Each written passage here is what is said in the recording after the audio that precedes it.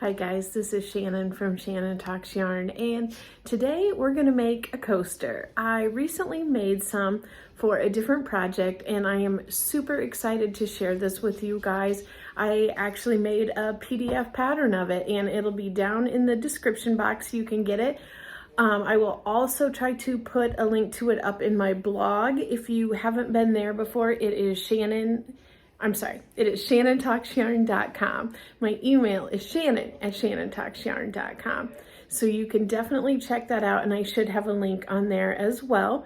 And if you aren't signed up, I have a newsletter. I haven't sent out very many of them, but I will have the pattern in the newsletter as well, and you can sign up for that on my blog. If you would like to see what these coasters look like, here are my initial ones. So I have titled this The Easiest Boho Coasters Ever.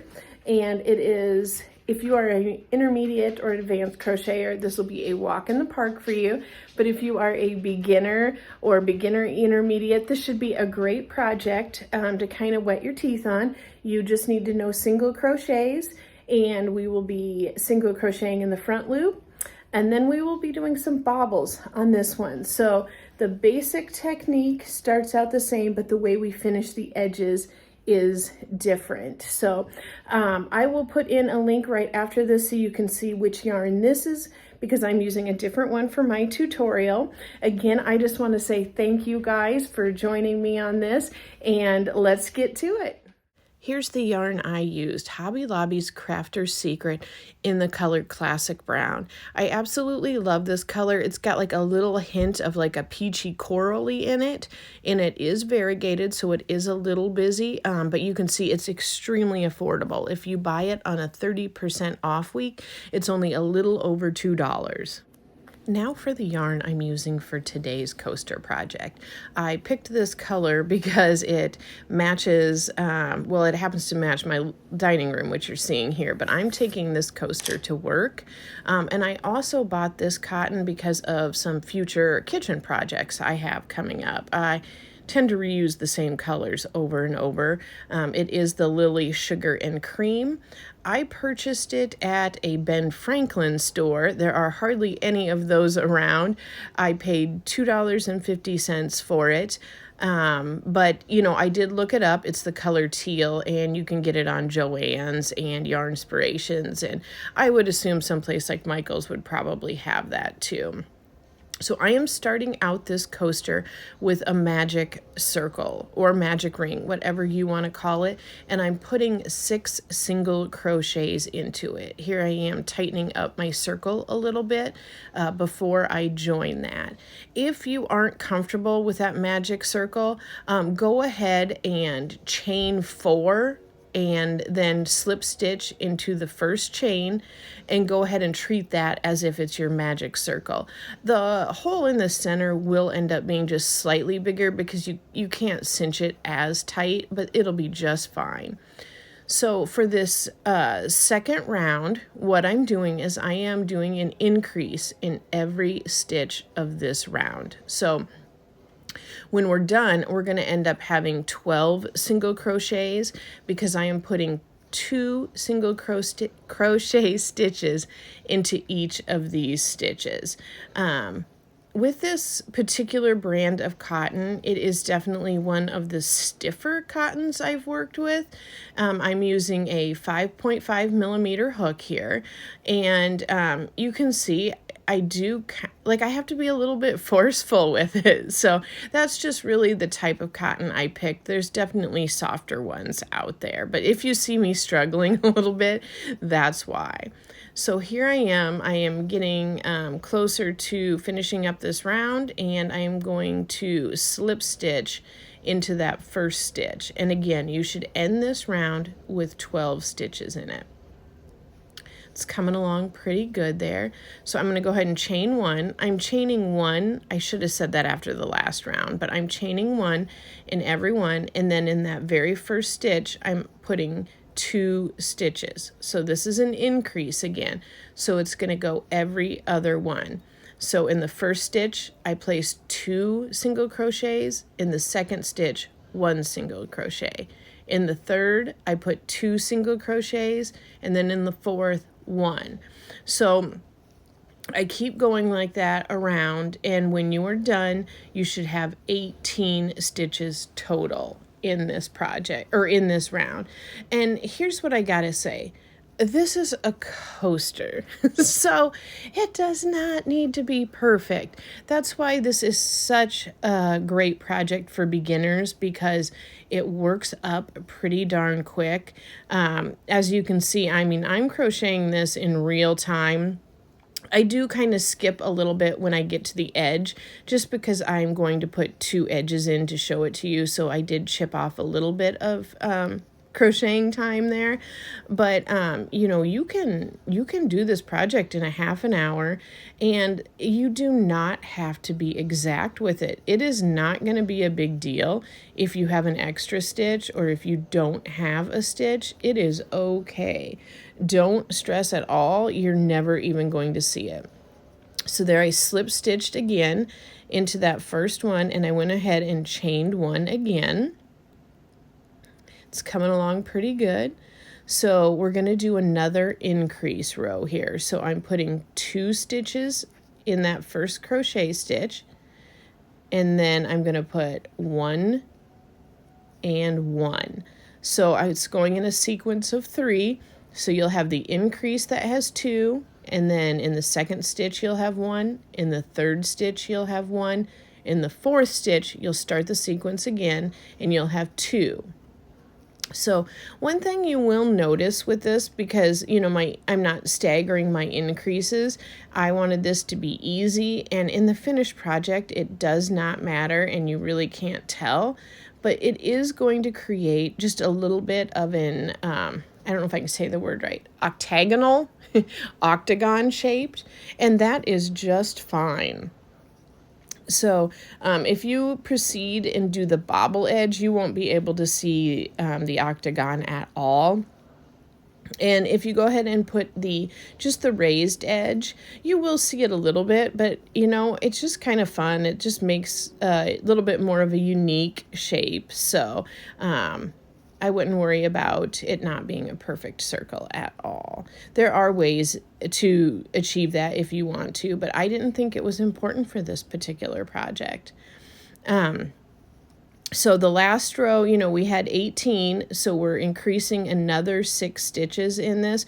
So you should have 24 stitches at the end of this round. That's part of the reason it also works up so quick. And I think that if I had a little bit softer of a yarn, I could have crocheted a little bit faster even. So I am coming up on the edge here, and you'll see I'm going to do the exact same thing I did before, where I just slip stitch to connect them. If you feel like you're getting a little bit of a space in between there are ways of bridging that little gap. If that's something you struggle with, let me know in the comments, and I can do just a separate little video about that. But here I go. Here's that round, and we're going to do another increase round. So 2 single crochets in the first stitch, and then 1 crochet, 2 crochets, 3 crochets right there, and we're going to do a 4th crochet. It looks like I need to get a little bit more yarn here. Don't you hate that when you feel like it's tugging on you because you don't have enough loose yarn? Let's see if I remember where I was at when I left off. Sometimes that is a little bit of a struggle. Yep, I remembered. 4 stitches, and then I'm going to start over with my 2 single crochet in that first stitch there, and then I'm going to do 4 single crochets in the next 4 stitches. So your sequence or your pattern really has 5 in it there. You start the first one, of course, with the increase, and if you're new, you know, we're really just increasing that 1 each time we go around. That's how to make that increase, so you won't end up with gaps, or you won't end up with it turning cone shaped. If you're not putting enough increases in there, it will look cone shaped. So you do want to avoid that. And you can make this with literally any color you want. That's one of the kind of fun things about this project, is that this is 100% customizable. The only thing I will say is that I do recommend using 100% cotton. You know, you might be able to get by using a 50-50 cotton poly blend, but the reason everyone chooses cotton for this type of project is because cotton is absorbent. And theoretically, the reason you're using a coaster is because you don't want to get moisture on your table.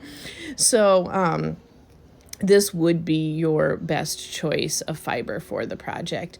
From what I understand, sometimes acrylic yarns, the water will just bead up on it. It won't absorb into it. So then the problem is, if you pick it up or move it, those beads of moisture or condensation might just roll right off onto your table. And if you're not, paying attention, you would end up getting water on your table, which we don't want.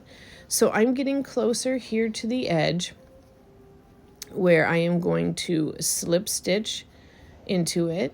And here I go, kind of measuring that up. And again, like I said, it's not the end of the world if you accidentally put an extra in or have one less. Not a big deal. So there we go. Chain one again.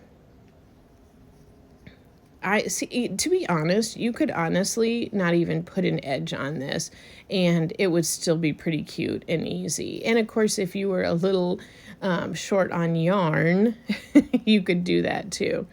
I guess I should go on and tell you what I'm doing for this round if you have not figured it out.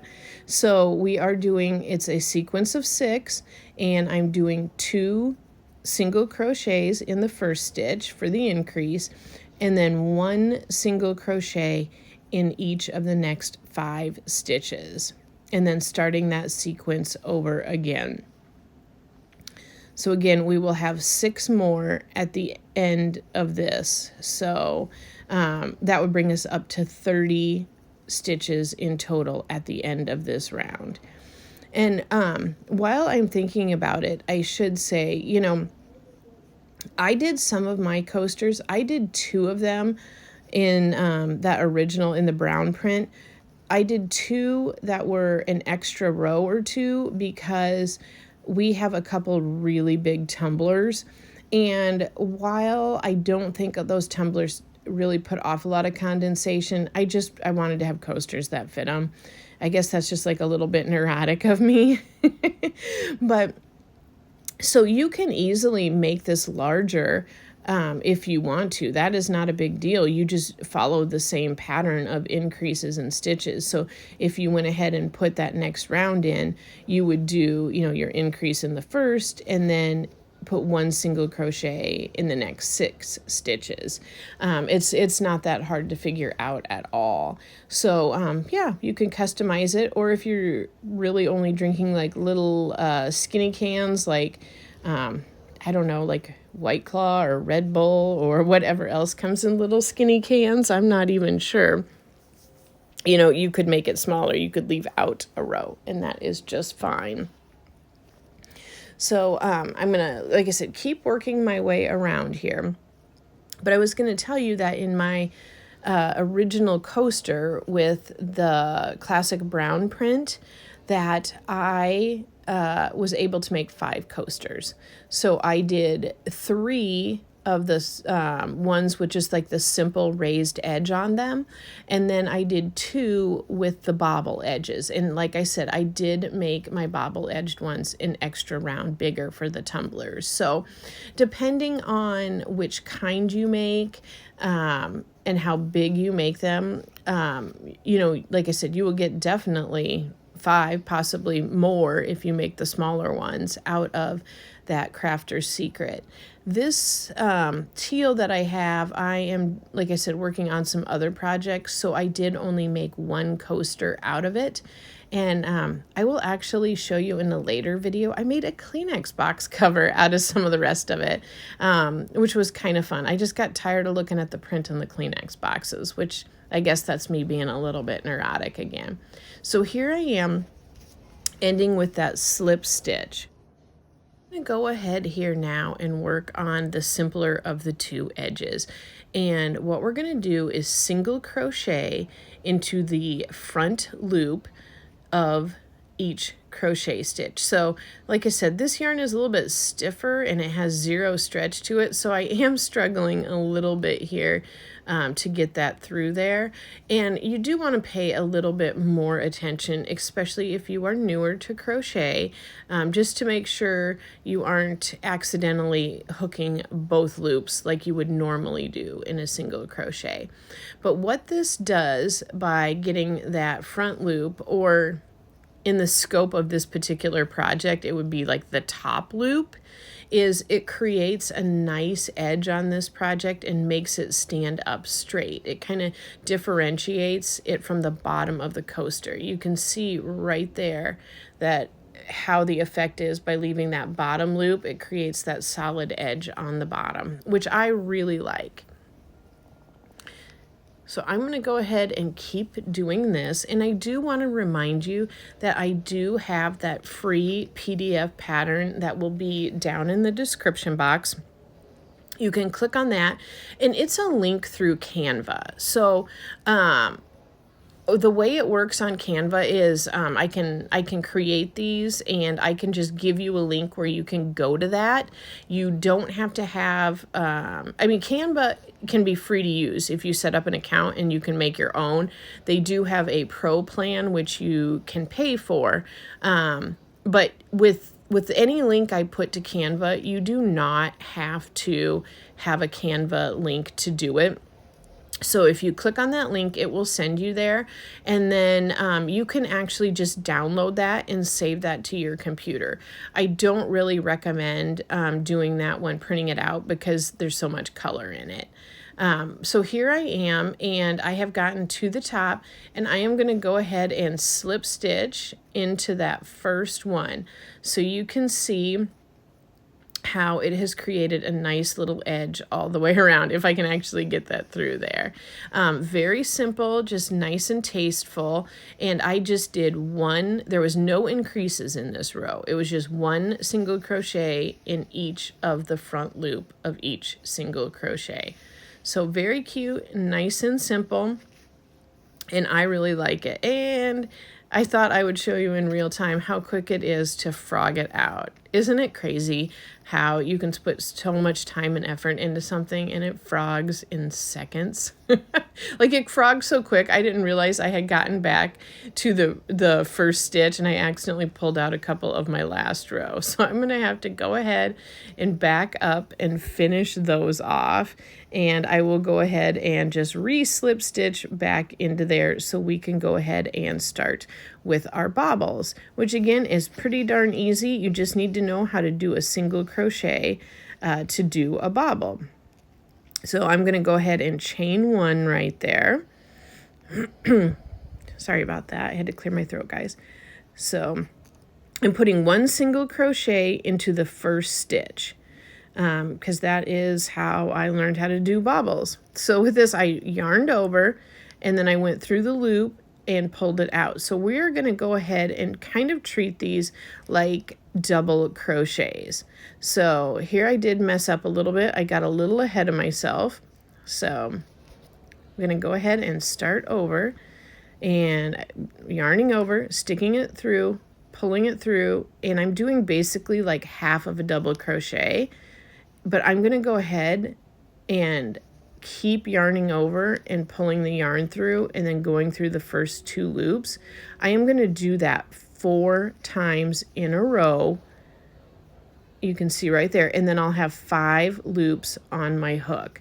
And at this point, I'm going to yarn over and take it all the way through, and then finish it off by doing a single crochet in the next stitch. So that's what gives you the bobble shape. And you're working on the back side of the bobbles. So you do want to make sure you don't accidentally turn your coaster at this point, or you will inadvertently put your bobbles on the inside instead of the outside. So again, I'm just pulling that through and pulling it through the first 2 loops every time, like basically an unfinished double crochet every time until I do it 4 times, and then I bring it through all 5 loops on my hook, and it's still unfinished, and then I'm going to go ahead and single crochet into that next stitch, and that's how you secure it and get that bobble shape. So I will go ahead and do this just a couple more times before I kind of cut ahead to the end a little bit. But I did want you to see, if you aren't super familiar with the bobble stitch, it is really simple to do. You just need to pay attention and make sure you're counting correctly. And then the other tip I would have is don't pull your tension super tight while you're doing those putting those loops on your hook, because you want it to be, I don't want to say loose, but you need those bobbles to be loose enough that you can pull your hook through at the end when you're pulling it through the 5 loops, if that makes sense. Just don't pull super tight and you will be fine. But remember, yeah, with this cotton, it is not going to stretch. So you need to make sure you allow yourself enough extra work.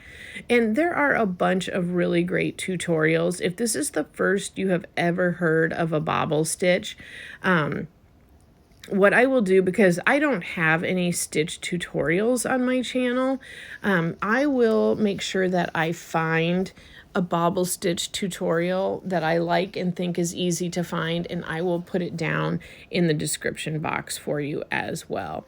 So I can get about half of these done right here. And now I've gone ahead and skipped past the next, half of them. And I'm going to go ahead and finish this off. And you might find that it's not going to be exactly even, and it does not matter. Do not give it a second thought.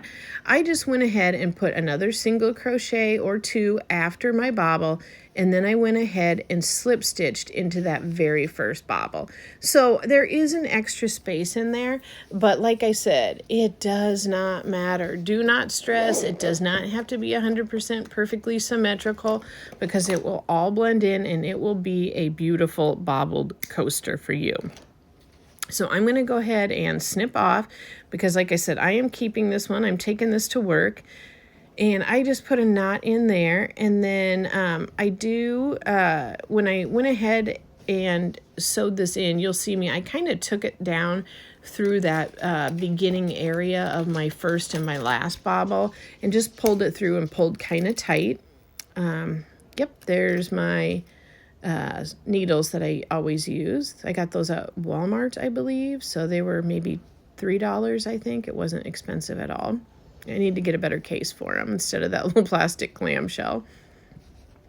The hook I used was from Hobby Lobby, that Yarnology. I'm not sure if they carry those still or not. It was the ergonomic one. I like it a lot. So, yep, I'm going down here. And again, I'm not going to spend a ton of time working on sewing these ends in just perfectly. This is the bottom of the coaster. So you're not really going to ever see that, because why would you have it upside down? I am just weaving it in just enough to hide the ends, and, I may end up needing to wash these at some point, so I want it woven in enough that I don't think it'll, fray out. But again, I put a knot in it when I first tied off, so I'm not worried about the project itself getting unraveled. I just don't really want to see ends in it. But again, even if they do, it'll be on the bottom, so I won't be able to see it all. I guess some of my thought too for weaving in on the bottom is also that it would just give you a little bit extra absorbency. I wouldn't say that's in any way a scientific explanation at all. I don't know if you guys have it or not, but sometimes I do, where I don't have a lot of yarn on my needle, and then it just kind of pops out when I'm trying to sew it in. So that's a little bit annoying, but that is how it works. So yeah, you can see how fast this project works up, even if I have actually sewn in my ends and not just tucked them under and ignored them. You can get this project done in a half hour or less. I love it. I think it makes a great project. And like I said, don't forget to download that PDF if you'd like. There is my cat little dude making an appearance and trying to run off with my crochet hook. He's recently become obsessed with that. So gotta love him, right? I really hope you guys enjoyed making this coaster with me, and I hope you make them too. Feel free to tag me on Instagram if you do make them, or go ahead and send me a picture on my email. As always, thanks for talking yarn with me, guys.